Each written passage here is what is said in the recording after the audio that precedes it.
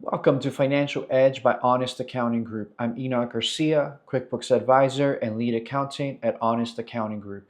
If you need help with bookkeeping, QuickBooks, or cash flow management, please visit honestaccountinggroup.com to schedule a free consultation. You can also find me on LinkedIn under Enoch Garcia. Now let's get started. So this is how you record properly prepaid insurance in QuickBooks Online.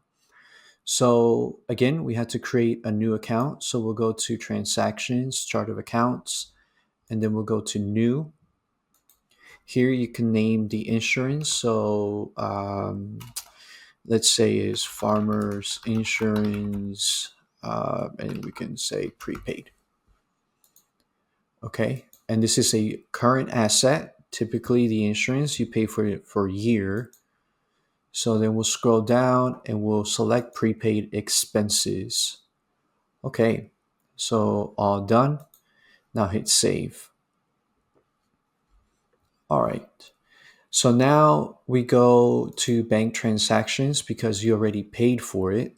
And I want to remind you, this is a sample company, so I don't have an actual farmer's insurance expense in the bank feed. So I'm just going to use this a rental transaction. Okay, so here we'll type in farmer's insurance since that's who we paid. I'm going to do a quick add. I won't add up all the details. And we're going to select the account that we just created, Farmers Insurance Prepaid. Okay, and now this is going to go to our balance sheet because it's prepaid and it's an asset.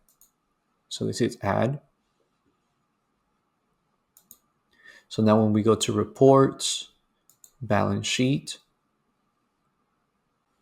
I'm going to go to classic view. Let's go to the top. Here we have other current assets, farmers insurance prepaid. Okay, $1,200. Now, on a monthly basis, we will need to enter a journal entry. So, and that's because we had to divide the 1,200 by the 12 months that it's covering. So we're going to go to journal entry.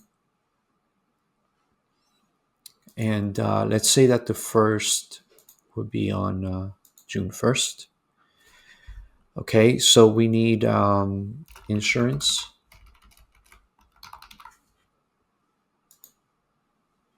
And then we will select the prepaid account here. Okay, so let's say it'll be $100. We're gonna debit. And then the prepaid, we're gonna credit. Okay, and remember that a journal entry has to balance out. And then as a memo, you can put monthly insurance amortization. Okay. Here you can select farmers insurance. And let's do the same here. Okay. So now on June 1st, the asset is going to be reduced by $100 and the expense is going to be increased by $100. So let's hit save and close. Okay, so now this balance sheet's up to the 25th. So I'm going to go to June 1st. And now we can see that it's been reduced by that $100. And if we go to the profit and loss,